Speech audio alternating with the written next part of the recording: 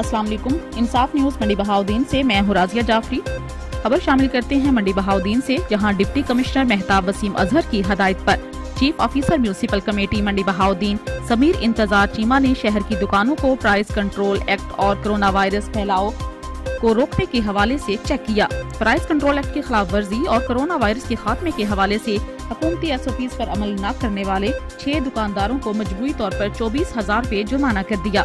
दुकानदारों में करियाना मालकान, सब्जी फ्रूट मालकान शामिल हैं। इस मौका पर उनके हमरा सैनिटरी इंस्पेक्टर परवेज राठौर और दीगर अमला भी मौजूद था। नाजरीन, इस मौका पर chief officer municipal committee Sameer इंतजार चीमा ने कहा कि सरदार उस्मान बुज़दार हुकूमत के अहकामात और डिप्टी कमिश्नर की हदायत के मुताबिक रमजान मुबारक के दौरान अवाम उन्नास को सस्ती और मेयारी अशिया खुर्दोनोश की फराहमी के लिए हर मुमकिन इक़दाम किए जाएं। इस हवाले से किसी किस्म की कोई कोताही हरगिज बर्दाश्त नहीं की जाएगी।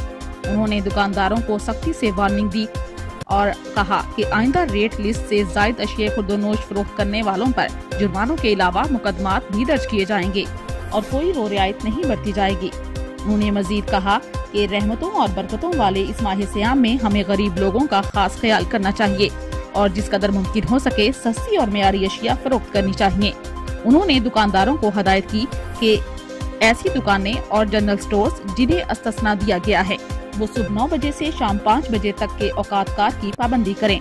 उन्होंने शहरियों से भी अपील की कि लॉकडाउन के दौरान अपने घरों में रहें, समाजी फासले का खास ख्याल रखें ताकि कोरोना वबा का खात्मा मुमकिन बनाया जा सके।